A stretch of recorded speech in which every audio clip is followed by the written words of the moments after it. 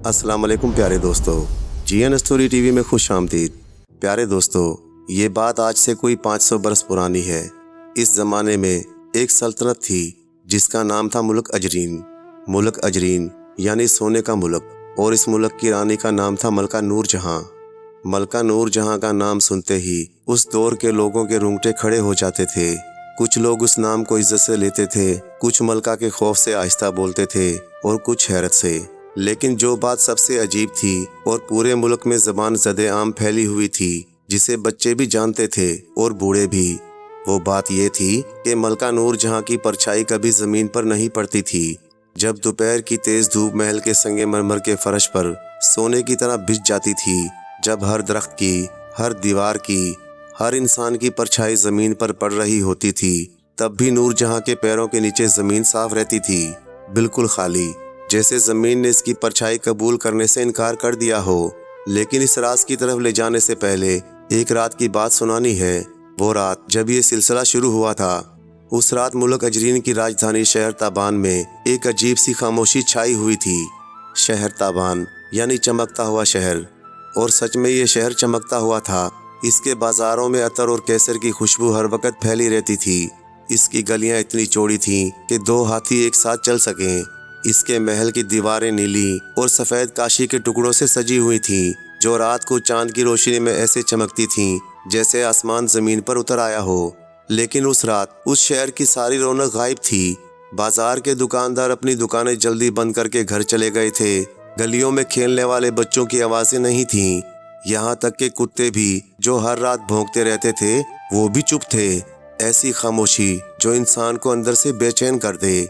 शहर के बुजुर्ग कह रहे थे कि ये खामोशी किसी बड़े वाक़े की आहट है, और वो गलत भी नहीं थे।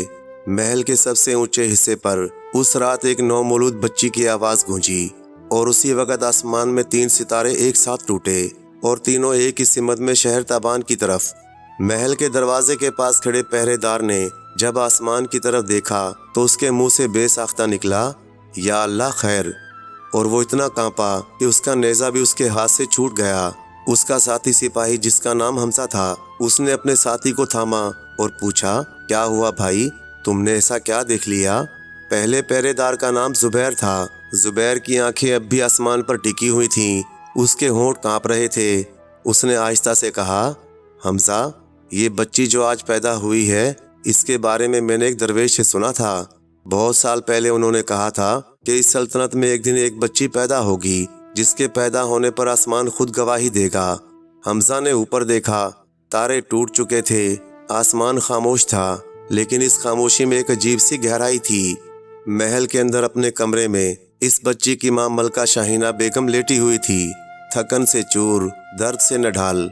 लेकिन उसके चेहरे पर एक ऐसी मुस्कुराहट थी जो सिर्फ उस माँ के चेहरे पर आती है जिसने दर्द की कीमत पर जिंदगी पाई हो। बूढ़ी दाइया खतीजा बच्ची को गोद में लिए खड़ी थी। खतीजा की उम्र 80 साल थी। उसके चेहरे पर इतनी झुर्रियाँ थीं जितनी किसी पुरानी किताब के सफ़ों पर सलवटें होती हैं, लेकिन इसकी आंखें अजीब थीं, जैसे उनमें किसी और ही दुनिया की रोशनी रहती हो।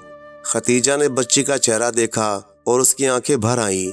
शाहीना बेगम ने कमज़ोर आवाज़ में पूछा, क्या हुआ, बच्ची तो ठीक है?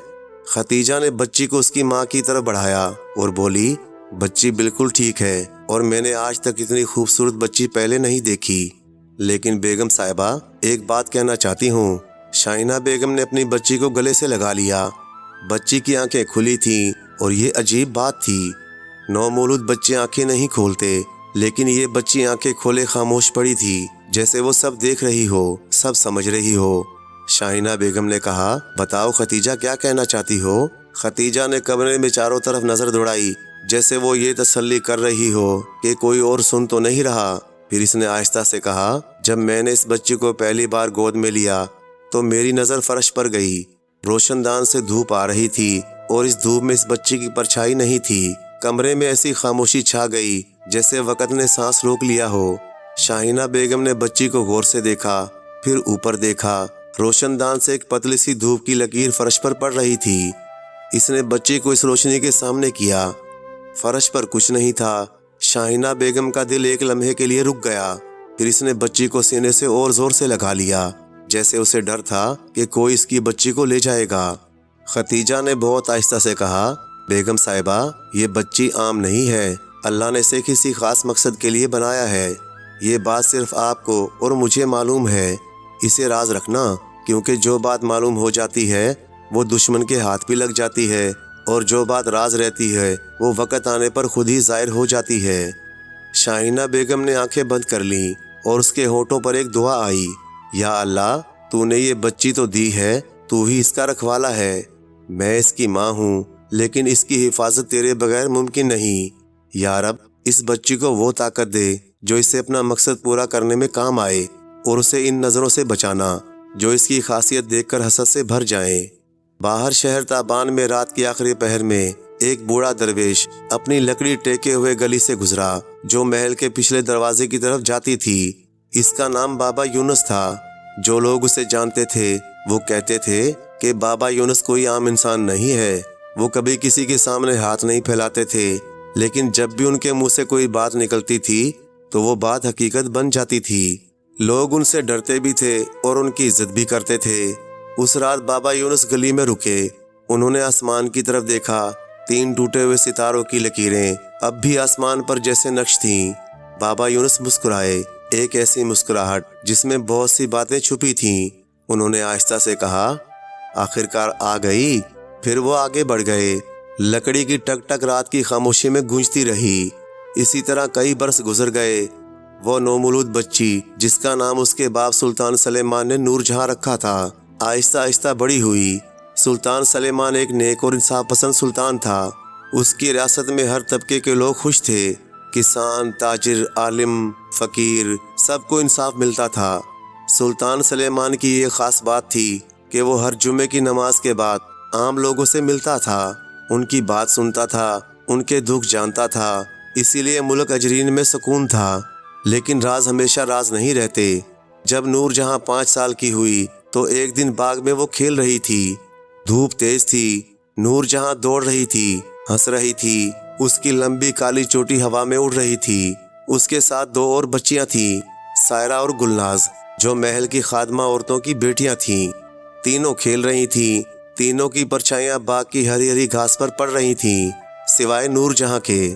सायरा पहले नहीं जानती थी, लेकिन उस दोपहर जब वो खेलते खेलते रुकी और नीचे देखा तो उसकी आंखें खुल गईं। उसने कहा, गुलनाज, जरा देख। दोनों ने नूरजहां की तरफ देखा, फिर जमीन की तरफ देखा, फिर नूरजहां की तरफ। नूरजहां को शायद मालूम था कि वो क्या देख रही हैं। उसके चेहरे पर एक अजीब सी खामोशी थी, ना घबराहट, ना हैरत, जैसे वो ये बात पहले से जानती हो। सायरा ने पूछा, नूरजहां, तुम्हारी परछाई कहाँ है? नूरजहां ने सिर्फ मुस्कुरा कर कहा, मुझे नहीं पता। ये बात वहीं ख़त्म हो जाती, लेकिन बच्चे बात रोक नहीं सकते। सायरा ने अपनी माँ को बताया, उसकी माँ ने किसी और को, और देखते ही देखते पूरे महल में ये बात फैल गई। सुल्तान सलेमान को जब पता चला तो वो महल के बाग में गया। नूरजहां उस वक्त एक दरख्त के नीचे बैठी एक पत्थर की तख्ती पर कुछ लिख रही थी। 5 साल की उम्र में पढ़ना लिखना ये भी अजीब था। सुल्तान आहिस्ता आहिस्ता उसके पास आया, और वो नहीं चाहता था कि उसकी बच्ची को पता चले कि वो आ रहा है। वो नूरजहां की परछाई देखना चाहता था। सुल्तान सलेमान रुका। इसने देखा, तेज धूप थी, दरख्त की परछाई थी, पत्थर की तख्ती की परछाई थी, नूरजहां के हाथ की परछाई थी, लेकिन नूरजहां की कोई परछाई नहीं थी। सुल्तान सलेमान के पांव जैसे जमीन में जम गए। वो वहीं खड़ा देखता रहा। उसके दिल में एक अजीब सी कैफियत थी, ना डर ना खुशी, बस एक गहरी हैरत, एक एहसास कि उसकी बेटी इससे अलग क्यों है और किस मकसद के लिए बनाई गई है। नूरजहां ने बगैर पलटे कहा, अब्बा जान, आ जाइए। सुल्तान सलेमान चौंका। उसने आहिस्ता से कदम बढ़ाया। नूरजहां ने अपना काम रोका और ऊपर देखा। उसकी आंखें जो पैदाइश से खुली थीं, उनमें एक अजीब सी गहराई थी, जैसे उनकी आंखों के पीछे कोई पुराना समंदर हो। सुल्तान सलेमान उसके सामने जमीन पर बैठ गया। उसने बहुत आहिस्ता से पूछा, नूरजहां, तुम्हें पता है तुम्हारी परछाई नहीं है? नूरजहां ने कहा, हाँ अब्बा जान। सुल्तान सलेमान ने पूछा, तुम्हें डर नहीं लगता? नूरजहां ने थोड़ा सोचा, फिर बोली, अब्बा जान, जब रात को मैं अल्लाह से बातें करती हूँ तो वो मुझे कहते हैं कि डरो नहीं, तो मैं नहीं डरती। सुल्तान सलेमान की आंखें भर आईं। 5 साल की बच्ची और अल्लाह से बातें करती है। इसने बच्ची को गले से लगा लिया। इसी तरह कई साल गुजरते रहे और नूरजहां बड़ी होती रही और इसकी खासियत की खबर आहिस्ता आहिस्ता रियासत की सरहद से बाहर जाने लगी। जब नूरजहां 13 बरस की हुई तो शहर ताबान में एक नया शख्स आया। उसका नाम था काजी फरीद। काजी फरीद मुल्क अजरीन का नया मरकजी काजी था, यानी सबसे बड़ा काजी। बड़ा तेज दिमाग, हमेशा कपड़ों में किताबें दबाए रखता था। उसके चेहरे पर एक दाढ़ी थी जो बहुत सलीके से कटी हुई थी। आंखें छोटी और तेज, जैसे हर चीज को तराजू में तोल रही हो।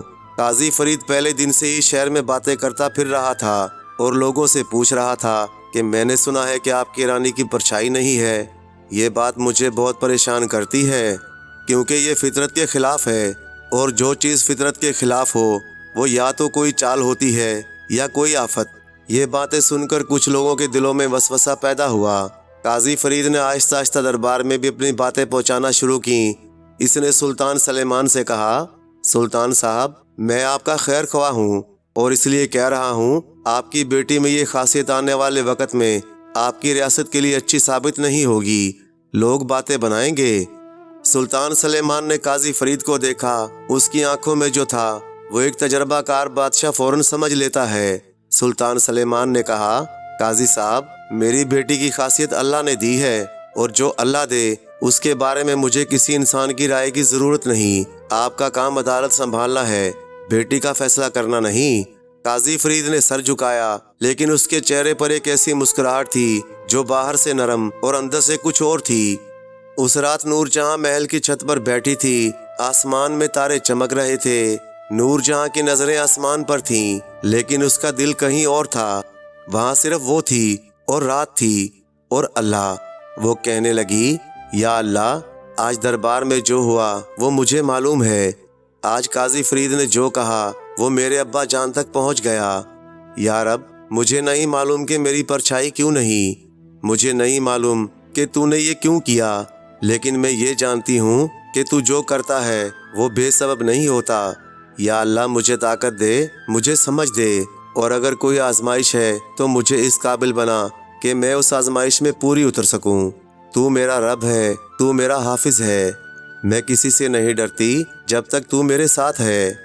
एक हल्की सी खुशबूदार हवा चली, जैसे जवाब आ गया हो। नूरजहां ने आंखें बंद कर लीं और उसके चेहरे पर एक अजीब सुकून था, लेकिन ये सुकून कितने दिनों का मेहमान था ये नूरजहां को भी मालूम न था। नूरजहां ने एक बार फिर कहा, ए अल्लाह, तू मेरा रब है, तू मेरा हाफिज है, मैं किसी से नहीं डरती। ये अल्फाज नूरजहां के होठों से निकले और रात की हवा में घुल गए, जैसे किसी ने उन्हें सुन लिया हो, जैसे उस खामोशी में कोई और भी था। हवा एक बार फिर चली, इस बार थोड़ी तेज। नूरजहां की चोटी उड़ी, उसके दुपट्टे का किनारा लहराया और वो हवा रुक गई, ऐसे जैसे कोई बात सुनकर चला गया हो। नूरजहां ने आंखें खोली। आसमान वैसा ही था, तारे वैसे ही थे, लेकिन उसका दिल पहले से थोड़ा हल्का था। वो उठी, अपना दुपट्टा संभाला और छत की सीढ़ियां उतरने लगी। सीढ़ियां पुराने पत्थर की थीं। हर कदम पर एक हल्की सी आवाज आती थी। उस आवाज में एक सन्नाटा था जो महल की दीवारों में रचा बसा हुआ था। नूरजहां अपने कमरे में पहुंची। उसकी माँ शाहीना बेगम दरवाजे के पास एक कुर्सी पर बैठी थी। आंखें बंद थीं, लेकिन जैसे ही नूरजहां ने कदम रखा वो जाग गई। माँ की नींद हमेशा बच्चे की आहट पर टूटती है। शाहीना बेगम ने कहा, बेटी कहाँ थी तुम इतनी रात को? नूरजहां फर्श पर अपनी माँ के कदमों के पास बैठ गई और सर माँ की गोद में रख दिया।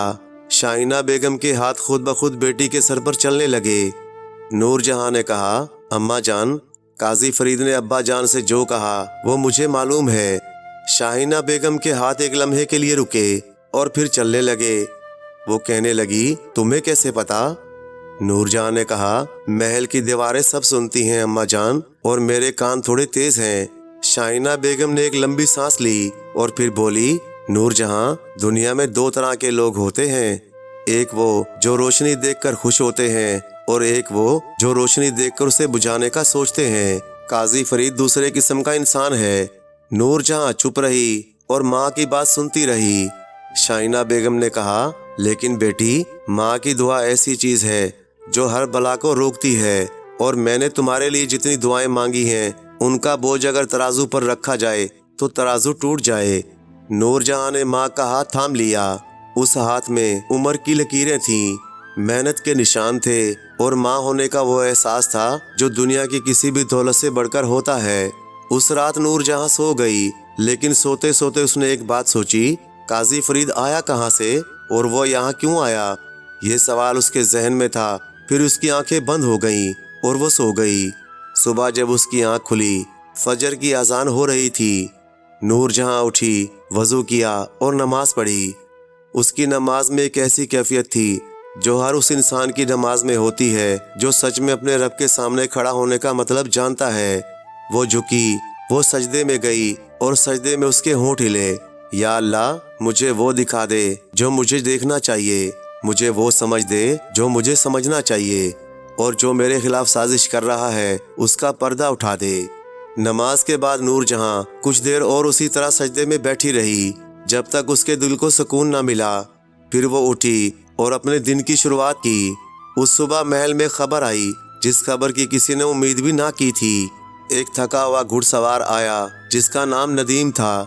ندیم سرحد کے پاس ایک چھوٹے سے قلعے کا نگہبان تھا۔ وہ اتنی تیزی سے آیا تھا کہ اس کا گھوڑا محل کے دروازے پر پہنچتے ہی تھک کر بیٹھ گیا۔ ندیم خود بھی تھکا ہوا تھا، اس کے کپڑوں پر دھول جمی ہوئی تھی، آنکھوں میں نیند نہیں تھی۔ اسے فوراً دربار میں لے جایا گیا۔ سلطان سلیمان اس وقت صبح کی مجلس میں بیٹھا تھا، اپنے وزیر شاکر کے ساتھ روزمرہ کے معمولات دیکھ رہا تھا۔ شاکر ایک لمبا دبلا سفید داڑھی والا بزرگ تھا۔ 50 سال سے زیادہ اس کی عمر تھی، لیکن دماغ اب بھی تیز تھا۔ وہ سلطان کے بچپن کا ساتھی تھا، اور اس لیے ان کے درمیان وہ بے تکلفی تھی جو بادشاہ اور وزیر میں کم ہی ہوتی ہے۔ ندیم ادب سے سلطان کے سامنے پیش ہوا اور کہنے لگا، سلطان صاحب، بہت بری خبر ہے۔ سلطان سلیمان نے کہا، گھبراؤ نہیں، بولو۔ ندیم نے سانس لی، پھر بولا، سلطان صاحب، مشرقی سرحد سے 3 دن کی دوری پر ملک طارق کی فوج نے پڑاؤ ڈال رکھا ہے۔ ان کی تعداد کا اندازہ لگانا مشکل ہے، لیکن جتنی میں نے دیکھی ہے وہ ہماری پوری فوج سے زیادہ ہے، اور ان کے پاس ایک پیغام بھی ہے۔ ملک طارق کا بادشاہ سلطان ظالم شاہ کہتا ہے کہ وہ ملک اجرین سے کوئی لڑائی نہیں چاہتا، اسے صرف ایک چیز چاہیے۔ دربار میں خاموشی چھا گئی۔ سلطان نے پوچھا، کیا چاہیے اسے؟ ندیم نے زمین کی طرف دیکھا جیسے یہ بات کہنے میں اسے ڈر لگ رہا ہو۔ پھر اس نے کہا، سلطان صاحب، اسے ملکہ نور جہاں چاہیے۔ وہ کہتا ہے جس لڑکی کی پرچھائی نہیں وہ کوئی عام انسان نہیں ہو سکتی۔ وہ ایک خزانے کی چابی ہے، ایک پرانی پیش گوئی ہے جو اس کے باپ نے اسے بتائی تھی، اور وہ اس پیش گوئی کو پورا کرنے کے لیے نور جہاں کو لینے آیا ہے، چاہے اسے لینے کے لیے پورے ملک کو راکھ کرنا ہی کیوں نہ پڑے۔ سلطان سلیمان کی آنکھوں میں جو آیا وہ غصہ نہیں تھا، وہ کچھ اور تھا، ایک باپ کا وہ درد جو لفظوں میں بیان نہیں کیا جا سکتا۔ اس نے وزیر شاکر کی طرف دیکھا، شاکر کی آنکھیں بھی بھاری تھیں۔ پھر سلطان سلیمان نے پرسکون آواز میں کہا، ندیم، تم آرام کرو اور اس بات کو یہیں ختم کر دو۔ یہ خبر محل کی دیواروں کے باہر نہیں جانی چاہیے۔ ندیم نے سر جھکایا اور چلا گیا۔ شاکر نے کہا، سلیمان، یہ بہت بری مصیبت ہے۔ سلطان سلیمان نے کہا، مصیبت تو ہے، لیکن میری بیٹی کسی کے ساتھ نہیں جائے گی، چاہے مجھے اپنی جان ہی کیوں نہ دینی پڑے۔ شاکر کہنے لگا، لیکن فوج کی تعداد؟ سلطان سلیمان نے کہا، تعداد جنگ سے نہیں جیتی جاتی، تدبیر سے جیتی جاتی ہے، اور اگر تدبیر بھی کام نہ کرے تو اللہ کی مدد سے جیتی جاتی ہے۔ یہ بات کہہ کر سلطان سلیمان اٹھا اور سیدھا اپنے خاص کمرے میں چلا گیا جہاں کوئی نہیں آتا تھا۔ کمرہ چھوٹا اور سادہ تھا، ایک جائے نماز بچھی ہوئی تھی، ایک طرف پانی کا لوٹا رکھا تھا، اور ایک پرانی لکڑی کی تختی پر لکھا تھا، جو اللہ پر بھروسہ رکھے اللہ اس کے لیے کافی ہے۔ سلطان جائے نماز پر بیٹھ گیا اور دعا کے لیے دونوں ہاتھ اٹھائے، اور اس کی آنکھوں سے آنسو بہنے لگے۔ وہ بولا، یا اللہ، تو نے یہ بیٹی دی، تو نے اسے خاص بنایا، اور اب یہ دنیا اسے چھیننے آئی ہے۔ یا رب، میں ایک کمزور باپ ہوں، میرے پاس فوج ہے لیکن وہ کم ہے، میرے پاس دولت ہے لیکن وہ کافی نہیں، میرے پاس تو صرف تو ہے۔ اے پروردگار، میری بیٹی کی حفاظت کر، اس پر اپنی رحمت کا سایہ ڈال، اور جو اسے نقصان پہنچانا چاہتے ہیں انہیں تباہ و برباد کر۔ تو سب جانتا ہے اور تو سب سنتا ہے۔ وہ کافی دیر وہاں بیٹھا رہا، روتا رہا اور دعائیں مانگتا رہا۔ جب وہ اٹھا تو اس کے چہرے پر آنسوؤں کے نشان تھے، لیکن ان نشانوں کے پیچھے ایک عجیب سا اطمینان تھا، جیسے اس نے اپنے بوجھ کسی اور کو دے دیا ہو۔ شام تک محل کے اندر اس خبر کی سرگوشیاں شروع ہو گئیں، اور یہ خبر قاضی فرید کے کان تک بھی پہنچ گئی۔ قاضی فرید اس وقت اپنی حویلی میں بیٹھا ہوا تھا۔ اس کی حویلی محل سے تھوڑی دور تھی۔ اس کے دروازے پر ہمیشہ 2 پہرے دار کھڑے رہتے تھے۔ جب اسے خبر ملی تو اس کے ہونٹوں پر وہی مسکراہٹ ابھر آئی جو اس دن دربار میں آئی تھی۔ اس نے اپنے خاص نوکر رفیق کو بلایا۔ رفیق ایک دبلا پتلا آدمی تھا جس کی آنکھیں ہر وقت نیچی رہتی تھیں، جیسے زمین میں کچھ ڈھونڈ رہا ہو۔ قاضی فرید نے اس سے کہا، رفیق، ظالم شاہ کی فوج 3 دن کی دوری پر ہے۔ سلطان سلیمان گھبرا رہا ہے۔ یہ وقت ہے۔ رفیق نے پوچھا، کس چیز کا وقت؟ قاضی فرید نے کہا، پاسا پلٹنے کا۔ رفیق کچھ نہیں بولا، بس سر جھکا کر چلا گیا۔ قاضی فرید کھڑکی کے پاس آیا۔ باہر شہر تابان کی روشنیاں جگمگ جگمگ کر رہی تھیں۔ اس نے دونوں ہاتھ پیچھے باندھے اور لمبی سانس لی اور آہستہ سے کہا، نور جہاں، تمہاری پرچھائی زمین پر نہیں پڑتی، لیکن میری چالیں ضرور پڑتی ہیں، اور وہ چالیں کسی کو نظر نہیں آتی۔ وہ پلٹا اور اپنی کرسی پر بیٹھ گیا۔ ایک کتاب کھولی، جیسے کچھ ہوا ہی نہیں۔ اگلے دن صبح نور جہاں باغ میں تھی، وہ ہر صبح باغ میں جاتی تھی۔ یہ اس کا روز کا معمول تھا۔ اس صبح باغ میں گلاب کے پھول پوری طرح کھلے ہوئے تھے۔ ہوا میں ان کی خوشبو بکھری ہوئی تھی۔ نور جہاں باغ میں اوس سے بھیگی ہوئی گھاس پر چل رہی تھی۔ اس کے قدموں کی آہٹ تھی، مگر پرچھائی نہیں تھی۔ نور جہاں کو بچپن سے اس کی عادت ہو گئی تھی، لیکن کبھی کبھی وہ رک کر زمین کی طرف دیکھتی تھی، جیسے کوئی امید باقی رہتی ہو، شاید آج زمین پر اس کا عکس نظر آ جائے۔ لیکن ہر بار کی طرح اس صبح بھی زمین خالی تھی۔ وہ ایک بڑے پرانے درخت کے نیچے رکی۔ اس کی جڑیں زمین کے اوپر بھی تھیں، موٹی اور الجھی ہوئی۔ نور جہاں ان جڑوں کے پاس بیٹھ گئی اور درخت کے تنے سے پیٹھ لگا کر آسمان کی طرف دیکھنے لگی۔ پتوں کے درمیان سے نیلا آسمان نظر آ رہا تھا۔ تبھی اس کے قریب ایک پرندے کی آواز سنائی دی۔ نور جہاں نے نظر گھمائی۔ درخت کی ایک نچلی ٹہنی پر ایک ہدہد بیٹھا ہوا تھا۔ ہدہد، جسے حضرت سلیمان علیہ السلام کا خبر لانے والا پرندہ کہا جاتا ہے، جس کے سر پر ایک چھوٹا سا تاج ہوتا ہے اور جس کی آنکھیں بہت تیز ہوتی ہیں۔ وہ ہدہد نور جہاں کو اس طرح دیکھ رہا تھا جیسے اسے پہچانتا ہو۔ نور جہاں نے آہستہ سے کہا، کہاں سے آئے ہو؟ ہدہد نے ایک آواز نکالی۔ پھر وہ ٹہنی سے اترا اور زمین پر نور جہاں کے قریب آ گیا، اتنا قریب کہ اگر نور جہاں ہاتھ بڑھاتی تو اسے چھو سکتی تھی۔ ہدہد نے اپنی چونچ سے زمین پر کچھ کھودا۔ نور جہاں نے جھک کر دیکھا، زمین کی مٹی میں ایک چھوٹے سے کپڑے کی گانٹھ تھی۔ نور جہاں نے اسے اٹھایا اور کھولا۔ اس میں ایک بہت پرانا چھوٹا سا گول پتھر تھا۔ اس پتھر پر باریک الفاظ میں کچھ لکھا ہوا تھا۔ نور جہاں نے آنکھیں سکیڑ کر پتھر پر لکھے ہوئے الفاظ پڑھے۔ اس پر لکھا تھا، جب پرچھائی نہیں ہوتی تو روشنی کا سفر شروع ہوتا ہے، جب زمین انکار کر دے تو آسمان قبول کرتا ہے، بابا یونس۔ نور جہاں کے ہاتھ کانپے۔ اس نے پتھر کو مٹھی میں لے لیا۔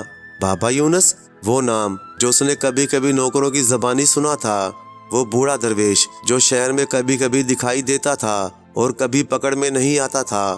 نور جہاں نے ہدہد کی طرف دیکھا تو ہدہد ابھی تک وہیں بیٹھا ہوا تھا، جیسے انتظار کر رہا ہو۔ نور جہاں نے کہا، کیا تم مجھے ان کے پاس لے جاؤ گے؟ ہدہد نے ایک آواز نکالی، اڑا اور باغ کی دیوار کی طرف چلا گیا، پھر رکا اور پیچھے دیکھا، پھر آگے اڑا۔ نور جہاں ایک لمحے کے لیے رکی۔ اس کے دل میں سوال تھا، کیا اسے اکیلے جانا چاہیے؟ لیکن اس سے بھی بڑا سوال یہ تھا، اگر نہیں گئی تو یہ موقع ہاتھ سے نکل جائے گا۔ یہ سوچ کر وہ اٹھی اور اس نے پتھر کو مٹھی میں اور مضبوطی سے پکڑ لیا۔ اس نے باغ کی دیوار کے پاس ایک پرانا دروازہ دیکھا جو ہمیشہ بند رہتا تھا، لیکن اس صبح وہ دروازہ تھوڑا کھلا ہوا تھا، بس اتنا کہ ایک انسان نکل سکے۔ نور جہاں نے پیچھے مڑ کر دیکھا، باغ میں کوئی موجود نہیں تھا۔ اس نے دروازے کو دھکیلا اور باہر نکل گئی۔ باہر ایک پرانی تنگ گلی تھی جو شہر کے اس حصے میں جاتی تھی جہاں نور جہاں کبھی نہ گئی تھی۔ گلی کی دیواریں پرانی اینٹوں کی تھیں، जिन पर काई जमी हुई थी। नीचे पत्थर का फर्श था जो सालों की बारिश और धूप से घिस गया था। हुदहुद इसके आगे था। नूरजहां उसके पीछे चलती रही। आवाजें दूर होती गईं और एक वक्त ऐसा आया जब नूरजहां ऐसी जगह पहुंच गई जहां गली खत्म हो गई थी और सामने एक छोटा सा पुराना दरवाजा था। दरवाजे के ऊपर एक बेल चढ़ी हुई थी जिस पर छोटे छोटे सफेद फूल थे। हुदहुद इस दरवाजे पर बैठ गया और आवाज निकाली, फिर उड़ गया। नूरजहां ने दरवाजे पर हाथ रखा। उसके हाथ में ऐसी गर्मी थी जो किसी जीते जागते इंसान के हाथ में होती है। इसने दरवाजे को धकेला और अंदर चली गई। अंदर एक छोटा सा आंगन था जिसके बीच में एक टूटा हुआ हौज था। हौज में पानी नहीं था लेकिन इसमें कुछ पुराने पत्थर के टुकड़े पड़े थे। एक कोने में एक बूढ़ा आदमी बैठा हुआ था। उसने पीठ दीवार से लगा रखी थी, आंखें बंद और होठ हिल रहे थे जैसे कुछ पढ़ रहा हो या कोई दुआ कर रहा हो। वो बाबा यूनुस था। नूरजहां ने पहली बार बाबा यूनुस को इतने करीब से देखा था। उनके सफ़ेद बाल थे, चेहरे पर झुर्रियाँ थीं, लेकिन इन झुर्रियों में एक अजीब सी हिकमत थी, जैसे हर झुर्री एक कहानी हो। उनके पास एक पुरानी लकड़ी थी और एक छोटी सी पोटली जो शायद उनकी पूरी दुनिया थी। नूरजहां ने उनकी इबादत में खलल नहीं डाला और खड़ी रही, इंतज़ार करती रही। तब बाबा यूनुस ने बगैर आंखें खोले कहा, बैठ जाओ बेटी, मैं तुम्हारा इंतज़ार कर रहा था। नूरजहां हैरान हुई लेकिन डरी नहीं और बाबा यूनुस के सामने ज़मीन पर बैठ गई। बाबा यूनुस ने आंखें खोली। उनकी आंखें अजीब थीं। एक आंख भूरी थी और एक सफ़ेद, बिल्कुल सफ़ेद, जैसे उसमें कोई रंग ना हो, और उस सफ़ेद आंख में एक रोशनी थी। बाबा यूनुस ने नूरजहां को ऊपर से नीचे तक देखा, फिर हल्का सा मुस्कुराए और कहने लगे, नूरजहां, तुम वो बच्ची हो जिसके आने पर उस रात आसमान से 3 सितारे टूटे थे। नूरजहां ने कहा, तुम्हें पता था बाबा? बाबा यूनुस कहने लगे, उस वक़्त तो नहीं, लेकिन अब पता है। नूरजहां कहने लगी, बाबा मुझे बताइए, मेरी परछाई क्यों नहीं है? क्या ये कोई जादू है, कोई आफत है या कुछ और है? बाबा यूनुस ने एक लंबी सांस ली और बोले, बेटी, परछाई तब बनती है जब रोशनी किसी चीज़ से टकराती है और पीछे रह जाती है, लेकिन तुम्हारी रूह इतनी साफ है कि रोशनी तुमसे टकराती नहीं, गुजर जाती है। ये कोई नुक्स नहीं, ये एक निशानी है। नूरजहां कहने लगी, किस बात की निशानी? बाबा यूनुस ने कहा, इस बात की कि तुम्हें एक काम करना है, एक ऐसा काम जो तुम्हारे सिवा कोई नहीं कर सकता। लेकिन वो क्या काम है, मैं अभी नहीं बताऊंगा, क्योंकि जो काम वक्त से पहले बता दिया जाए वो हो नहीं पाता। नूरजहां कहने लगी, लेकिन बाबा, जालिम शाह की फौज आ रही है, मेरे अब्बा जान। नूरजहां की ज़बान रुक गई, उसके गले में कुछ अटक गया था। बाबा यूनुस ने उसे देखा और कहने लगे, बेटी, तुम्हारे अब्बा जान एक नेक इंसान है और नेक इंसानों का अल्लाह हाफिज होता है। लेकिन बेटी, ये लड़ाई तलवारों से नहीं जीती जाएगी, ये लड़ाई उस चीज़ से जीती जाएगी जो तुम्हारे अंदर मौजूद है। नूरजहां ने पूछा, वो क्या चीज़ है बाबा? बाबा यूनुस कहने लगे, बेटी, ये तुम्हें खुद ढूंढना होगा, मैं तो बस एक दरवाज़ा दिखाता हूँ, उसमें दाखिल तुम्हें खुद होना है। नूरजहां खामोश रही, फिर इसने अपने हाथ की मुट्ठी खोली और वो पत्थर जो हुदहुद ने ज़मीन से निकाला था वो उसकी हथेली में था। इसने पत्थर बाबा यूनुस को दिखाया। बाबा यूनुस ने पत्थर को देखा तो उनकी आंखों में एक चमक आई और कहने लगा, ये पत्थर 500 साल पुराना है, इसे एक फ़कीर ने दिया था। उस फ़कीर को उससे पहले किसी और ने दिया था और ये सिलसिला बहुत पुराना है। ये पत्थर हमेशा उसके पास जाता है जिसे उसकी सबसे ज़्यादा ज़रूरत होती है। नूरजहां ने पत्थर को देखा और फिर पूछा, बाबा, इस पत्थर में ऐसा क्या है? बाबा यूनुस कहने लगे, बेटी, इसमें एक दुआ है जो इसे बनाने वाले ने इसमें समो दी है। जब तुम्हारे सामने वो लम्हा आए जब सब कुछ ख़त्म लगे और जब कोई रास्ता दिखाई ना दे, जब अंधेरा पूरी तरह घेर ले, तब इस पत्थर को अपनी हथेली पर रखकर आसमान की तरफ उठाना और बस रो पड़ना। कोई लंबी दुआ नहीं, कोई बड़े अल्फाज नहीं, बस तुम्हें रोना है, क्योंकि आंसू वो ज़बान है जो अल्लाह सबसे जल्दी समझता है। नूरजहां की आंखें भर आईं। इसने पत्थर को फिर मुट्ठी में ले लिया। बाबा यूनुस कहने लगे, अब जाओ और किसी को मत बताना कि तुम यहाँ आई थी। नूरजहां उठी اس نے بابا یونس کو آخری بار دیکھا۔ بابا یونس نے اپنی آنکھیں بند کر لیں، جیسے ان کا کام ہو گیا ہو۔ نور جہاں دروازے سے واپس نکلی، گلی میں آئی اور محل کی طرف چلنے لگی۔ گلی وہی تھی، پرانی، تنگ، لیکن نور جہاں اب پہلے جیسی نہیں تھی۔ اس کے ہاتھ میں ایک پتھر تھا جس میں ایک پرانی دعا تھی۔ اس کے دل میں ایک بات تھی جو بابا یونس نے کہی تھی، یہ لڑائی تلواروں سے نہیں جیتی جاتی۔ اب اس کے قدموں میں ایک نئی مضبوطی تھی جو پہلے نہ تھی۔ لیکن جیسے ہی وہ محل کے باغ کے دروازے کے قریب پہنچی، اس نے دیکھا دروازے کے پاس کوئی کھڑا ہے، ایک پتلا دبلا آدمی، آنکھیں نیچی کیے۔ یہ قاضی فرید کا نوکر رفیق تھا۔ اس نے نور جہاں کو دیکھا اور مسکرایا، ایک ایسی مسکراہٹ جو نور جہاں کو اندر سے ہلا گئی۔ وہ کہنے لگا، ملکہ صاحبہ، صبح صبح کے لیے کہاں سے تشریف لا رہی ہیں؟ نور جہاں نے اس کی آنکھوں میں دیکھا تو اسے سمجھ آ گیا کہ رفیق وہاں اتفاق سے نہیں کھڑا تھا۔ نور جہاں کے قدم ایک لمحے کے لیے رکے۔ اس کے چہرے پر نہ گھبراہٹ تھی، نہ کوئی پریشانی۔ اس نے رفیق کو ایسے دیکھا جیسے وہ جانتی ہو کہ یہ آدمی یہاں کیوں ہے، اور شاید وہ جانتی بھی تھی۔ اس نے بہت پرسکون آواز میں کہا، صبح کی ہوا کھانے کے لیے میں باغ میں گئی تھی، کیا یہ کوئی جرم ہے؟ رفیق نے سر جھکایا، لیکن اس کی آنکھیں اب بھی نور جہاں پر مرکوز تھیں۔ کہنے لگا، نہیں ملکہ صاحبہ، جرم کیوں ہوگا؟ آپ اکیلی تھیں، اس لیے مجھے تھوڑی فکر ہوئی۔ نور جہاں نے کہا، فکر کو رہنے دو اور اپنے مالک کو بتا دینا کہ ملکہ کو اکیلے وقت گزارنے کی عادت ہے۔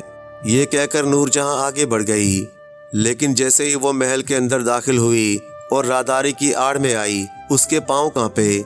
اس نے دیوار کا سہارا لیا، ایک ہاتھ دیوار پر رکھا، گہری سانس لی۔ اس کی ہتھیلی میں وہ پتھر تھا، وہ چھوٹا سا پرانا پتھر جو بابا یونس نے دیا تھا۔ اس نے اسے مضبوطی سے پکڑا اور آہستہ سے کہا، یا اللہ، وہ دیکھ رہا تھا۔ اس نے دیکھا کہ میں باہر گئی، اب یہ بات قاضی فرید تک پہنچے گی اور قاضی فرید سے آگے تک جائے گی۔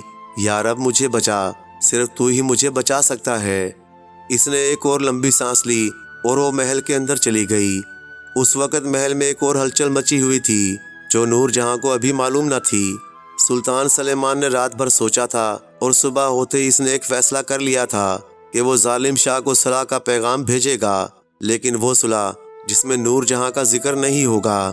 ملک اجرین کسی سے دشمنی نہیں چاہتا، اور جو بھی مسئلہ ہے وہ بات چیت سے حل کیا جائے۔ وزیر شاکر اس فیصلے سے راضی نہ تھا۔ اس نے صبح دربار میں کہا تھا، سلیمان، ظالم شاہ صلح کی زبان نہیں سمجھتا، اس نے اپنی پوری زندگی میں صرف تلوار کی زبان سمجھی ہے۔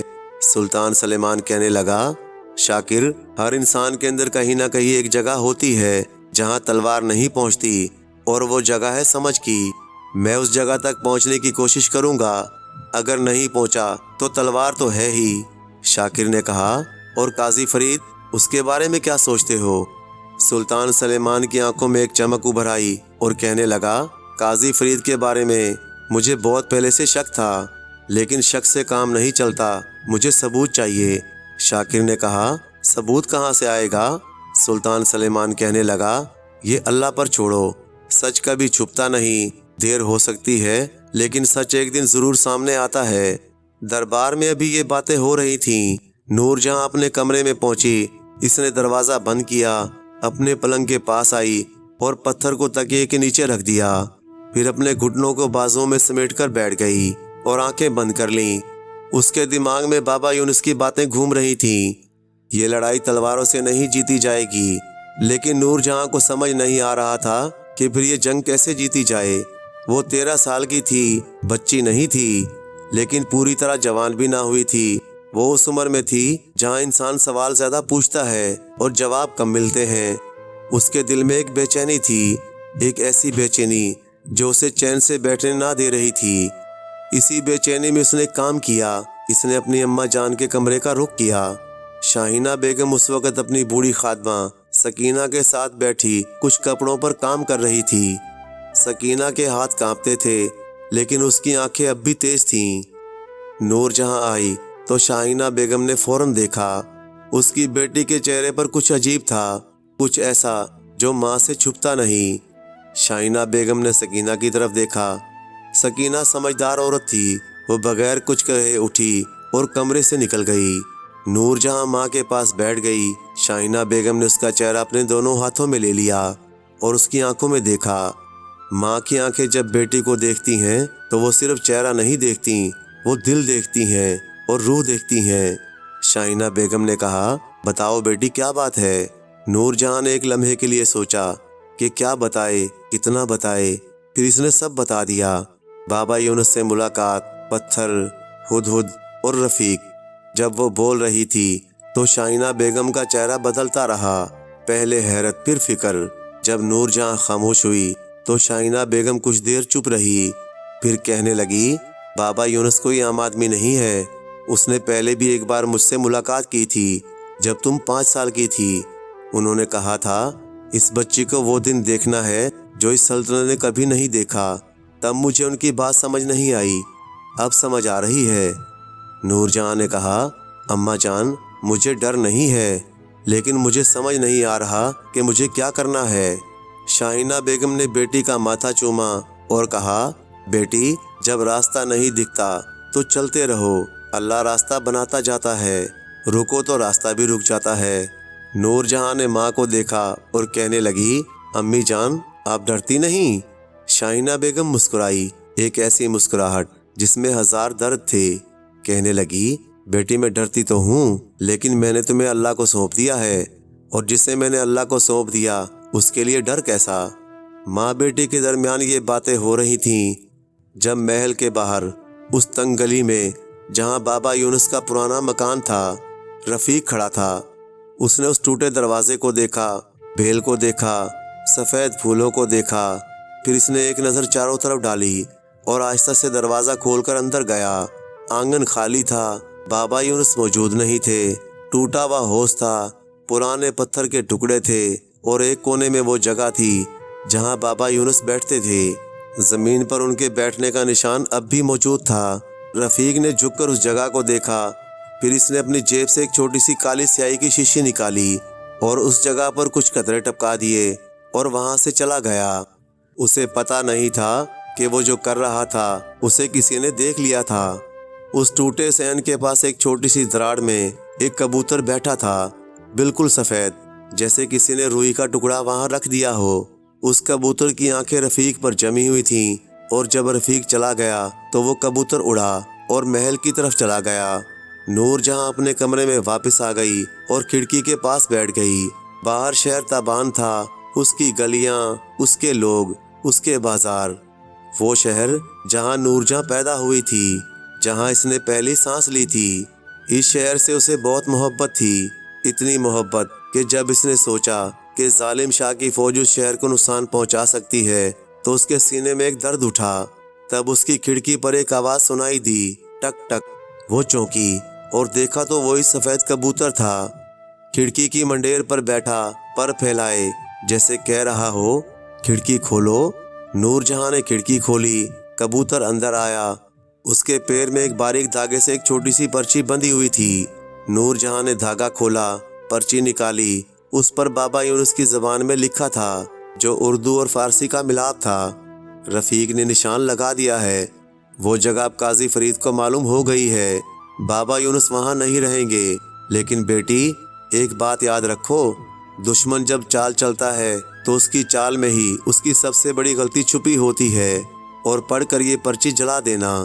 نور جہاں نے پرچی پڑھی اور کمرے کے کونے میں رکھے ہوئے ایک چراغ کی لو پر پرچی جلنے کے لیے رکھ دی۔ پرچی جلنے لگی اور جب پوری طرح جل گئی تو راکھ اس کی ہتھیلی پر رہ گئی۔ نور جہاں نے کھڑکی سے جھانک کر راکھ کو ہوا میں اڑا دیا۔ کبوتر ابھی تک وہیں بیٹھا ہوا تھا۔ نور جہاں نے کبوتر سے کہا، تم بابا یونس کے ہو؟ کبوتر نے پر ہلائے جیسے وہ کہہ رہا ہو، ہاں۔ کبوتر کی بات سن کر نور جہاں مسکرائی اور کہا، ٹھیک ہے، اب تم جاؤ اور ان سے کہنا۔ نور جہاں سمجھ گئی۔ کبوتر اڑا اور دیکھتے ہی دیکھتے نیلے آسمان میں گم ہو گیا۔ نور جہاں نے کھڑکی بند کی اور اب اس کے دل میں ایک نئی بات تھی۔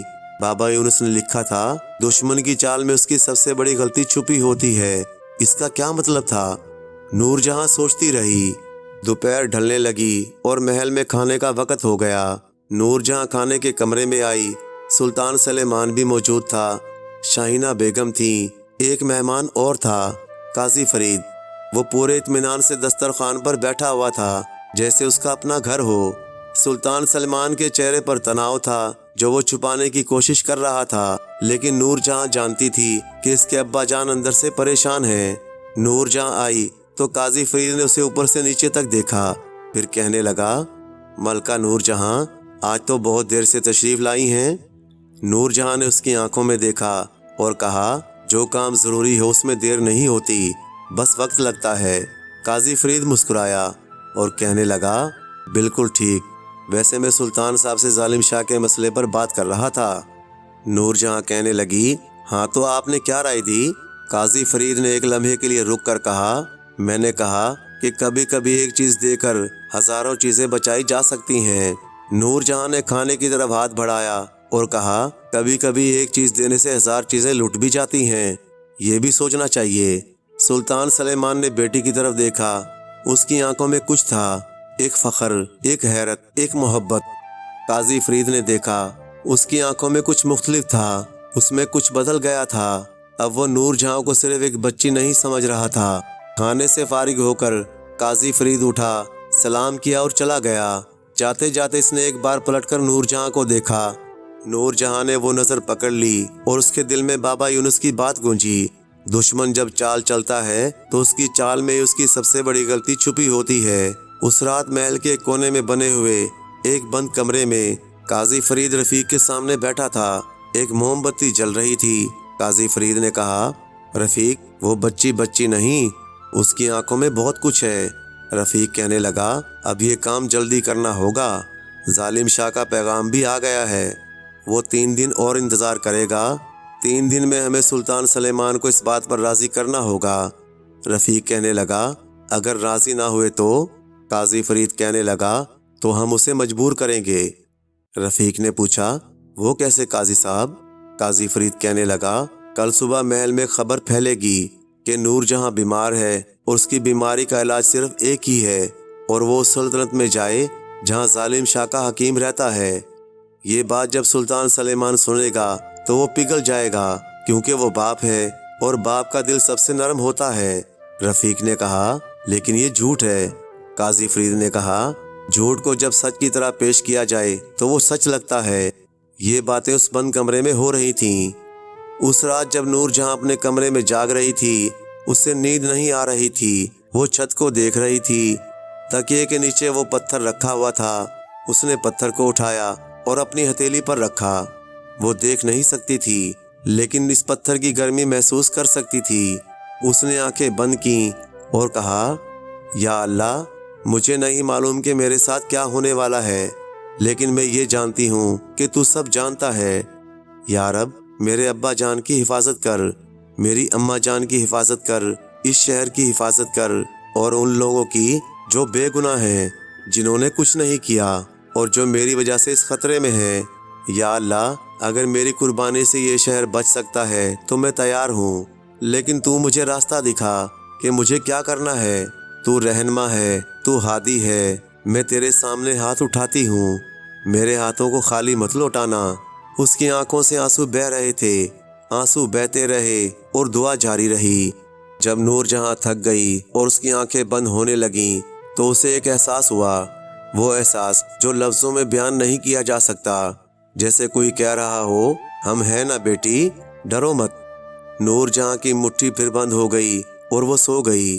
جب صبح اس کی آنکھ کھلی تو وہ صبح نہیں تھی جو نور جہاں نے سوچی تھی، یہ صبح وہ تھی جو قاضی فرید نے سوچی تھی۔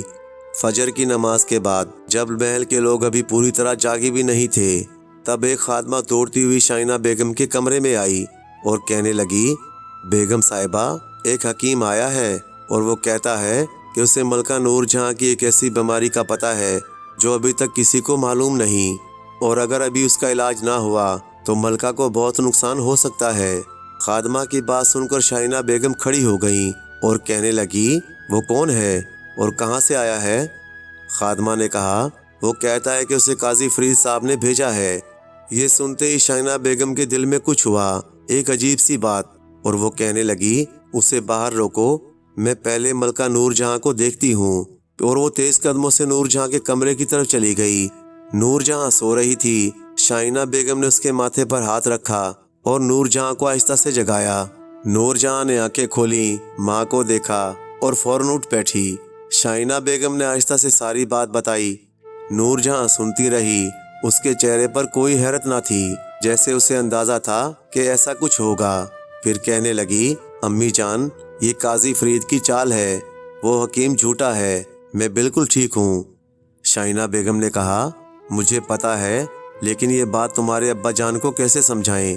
جب انہیں پتا چلے گا کہ کوئی حکیم آیا ہے اور کہتا ہے کہ نور جہاں بیمار ہے تو وہ گھبرا جائیں گے۔ نور جہاں نے ایک لمحے سوچا، پھر کہا، اماں جان، اس حکیم کو اندر آنے دو، لیکن پہلے ابا جان کو بلاؤ اور وزیر شاکر کو بھی۔ سب کے سامنے وہ حکیم جو کہتا ہے اسے کہنے دو، پھر مزہ دیکھنا۔ شائنہ بیگم نے بیٹی کی طرف حیرت سے دیکھا کہ 15 سال کی بچی، لیکن اس کی باتوں میں جو سمجھ تھی وہ اس کی عمر سے بڑھ کر تھی۔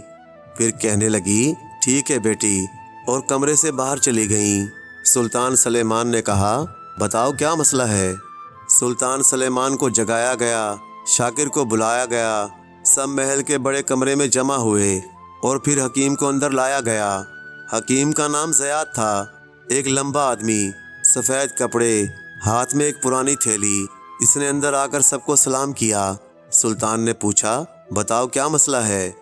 زیاد کہنے لگا، جہاں پناہ میں نے سنا ہے کہ ملکہ نور جہاں کی پرچھائی نہیں بنتی۔ یہ ایک بیماری کی نشانی ہے، ایک پرانی بیماری جس کا علاج صرف ملک تاریخ میں ہے۔ وہاں کے پہاڑوں میں ایک جڑی بوٹی ایسی ملتی ہے جو صرف ظالم شاہ کے حکیم کے پاس ہے۔ سلطان سلمان کا چہرہ بدل گیا۔ اس نے نور جہاں کی طرف دیکھا۔ نور جہاں پرسکون کھڑی تھی۔ نور جہاں نے زیاد کی طرف دیکھا اور پوچھا، تمہیں یہ کیسے پتا چلا؟ زیاد کہنے لگا، ملکہ صاحبہ، میں نے بہت سی کتابیں پڑھی ہیں۔ نور جہاں نے کہا، کون سی کتابیں؟ زیاد تھوڑا رکا اور بولا، پرانی کتابیں۔ نور جہاں نے کہا، ان کتابوں کا نام بتاؤ۔ نور جہاں کی بات سن کر زیاد کے ماتھے پر پسینہ آ گیا۔ پھر کہنے لگا، ایک نہیں کئی کتابیں ہیں۔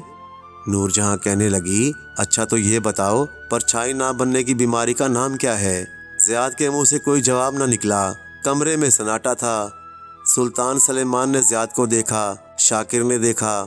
زیاد کی آنکھیں ادھر ادھر گھوم رہی تھیں، جیسے وہ کہیں سے جواب ڈھونڈ رہا ہو، لیکن اس کے پاس کوئی جواب نہیں تھا، کیونکہ وہ بیماری تھی ہی نہیں۔ نور جہاں نے بہت پرسکون آواز میں کہا، ابا جان، یہ حکیم جھوٹا ہے، اسے قاضی فرید نے بھیجا ہے، اور اس کا مقصد یہ ہے کہ آپ کو ڈرا کر مجھے ملک تاریخ بھیجنے پر راضی کیا جائے۔ سلطان سلیمان کی آنکھوں میں غصہ زیاد کے لیے نہیں تھا، وہ غصہ اس شخص کے لیے تھا جس نے یہ چال چلی تھی۔ اس نے وزیر شاکر کی طرف دیکھا۔ شاکر نے زیاد کی طرف نظر کی اور زیاد سمجھ گیا کہ کھیل ختم ہو گیا۔ زیاد کے چہرے پر وہ رنگ تھا جو جھوٹ پکڑے جانے پر آتا ہے۔ اسی وقت محل کے باہر قاضی فرید کی حویلی میں رفیق دروازے پر کھڑا تھا۔ اس کے ہاتھ میں ایک چھوٹا سا کاغذ تھا۔ اس کاغذ پر ایک لفظ لکھا تھا، ناکام۔ رفیق نے وہ کاغذ قاضی فرید کو دے دیا۔ قاضی فرید نے پڑھا تو اس کا چہرہ ایک لمحے کے لیے پتھر کی طرح ہو گیا۔ پھر اس نے کہا، ٹھیک ہے، اب اصل چال کا وقت ہے۔ رفیق نے پوچھا، وہ کیا ہے؟ قاضی فرید کہنے لگا، جو انسان اندر سے نہیں ٹوٹتا اسے باہر سے توڑتے ہیں۔ ظالم شاہ کو خبر بھیجو، کل رات نہیں آج رات ہی حملہ کر دے۔ لیکن جو بات قاضی فرید نہیں جانتا تھا وہ یہ تھی کہ اس حویلی کی کھڑکی کے باہر بیٹھے سفید کبوتر نے سب سن لیا تھا، اور وہ کبوتر سیدھا اڑتا ہوا محل کی طرف چلا گیا تھا۔ جب وہ کبوتر اس کی کھڑکی پر آ کر بیٹھا تو اس وقت نور جہاں اپنے کمرے میں تھی۔ اس بار اس کے پیر میں کوئی پرچی نہ تھی، لیکن نور جہاں اسے دیکھتے ہی سمجھ گئی کہ وقت آ گیا ہے۔ اس نے تکیے کے نیچے سے وہ پرانا پتھر نکالا، اسے ہتھیلی پر رکھا، آنکھیں بند کی اور روئی اور دعا کی، یا اللہ، بس تو دکھا اور تو ہی بتا۔ اسی لمحے اس کے دل میں ایک بات آئی، اتنی روشن اور صاف، جیسے کسی نے اس کے کان میں کہہ دیا ہو، اسی وقت اپنے ابا جان کے پاس جاؤ۔ نور جہاں اٹھی، تیز قدموں سے سلطان سلیمان کے کمرے کی طرف گئی۔ سلطان اور شاکر بیٹھے باتیں کر رہے تھے۔ نور جہاں نے اندر آ کر کہا، ابا جان، قاضی فرید نے آج رات ظالم شاہ کو خبر بھیجی ہے اور وہ دونوں ملے ہوئے ہیں۔ سلطان سلیمان نے بیٹی کو دیکھا، پھر شاکر کو دیکھا۔ شاکر نے کہا، اب ثبوت کا وقت نہیں سلیمان، اب فیصلے کا وقت ہے۔ سلطان سلیمان اٹھا۔ اس نے اپنے سب سے بھروسے مند سپاہی سردار قاسم کو بلایا۔ قاسم ایک لمبا مضبوط آدمی تھا جس کی آنکھوں میں وفاداری لکھی تھی۔ سلطان سلیمان نے کہا، قاسم، قاضی فرید کی حویلی کو گھیر لو، اسے اور رفیق کو گرفتار کرو، لیکن کوئی خون بہنا نہیں چاہیے، بس گرفتاری کرو۔ قاسم نے سر جھکایا اور چلا گیا۔ اس رات جب قاضی فرید اپنی حویلی سے نکلنے ہی والا تھا اور اس کے ساتھ رفیق بھی تھا اور رفیق کے ہاتھ میں ظالم شاہ کے لیے خط تھا، جیسے ہی دروازہ کھلا سامنے سردار قاسم پوری فوج کے ساتھ کھڑا تھا۔ قاضی فرید کا چہرہ سفید پڑ گیا، رفیق کے ہاتھ سے خط گر گیا۔ قاسم نے وہ خط اٹھا لیا، پڑھا، اور وہ یہی ثبوت تھا جس کا سلطان سلیمان کو انتظار تھا۔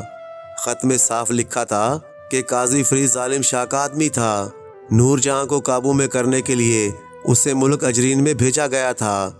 دونوں کو گرفتار کر لیا گیا، اور جب ظالم شاہ کو پتہ چلا کہ اس کا آدمی پکڑا گیا ہے تو اس نے فوج واپس بلا لی، کیونکہ اس کی اصل طاقت چال تھی، تلوار نہیں، اور چال ناکام ہو گئی تھی۔ شہر تابان بچ گیا بغیر کوئی قطرہ خون کا بہائے۔ پیارے دوستو، اس داستان سے ہمیں یہ سبق ملتا ہے کہ دشمن ہمیشہ تلوار لے کر نہیں آتا، کبھی کبھی وہ میٹھی زبان لے کر بھی آتا ہے۔ قاضی فرید نے کبھی تلوار نہیں اٹھائی، لیکن اس کی زبان اور اس کی چالیں تلوار سے زیادہ خطرناک تھیں۔ جب راستے بند ہو جائیں تو اللہ کے سامنے رو کر دعا کریں، وہ سب کی سنتا ہے۔ جس طرح نور جہاں کو اللہ نے راستہ دکھایا جو کسی عقل نے سوچا بھی نہ تھا۔ آنسو وہ دروازہ ہیں جو سیدھا اللہ کے دربار میں کھلتا ہے۔ پیارے دوستو، کہانی اچھی لگے تو لائک کریں، اور مزید اسی طرح کی قصے کہانیاں دیکھنے اور سننے کے لیے میرے چینل کو سبسکرائب کر دیں۔ شکریہ۔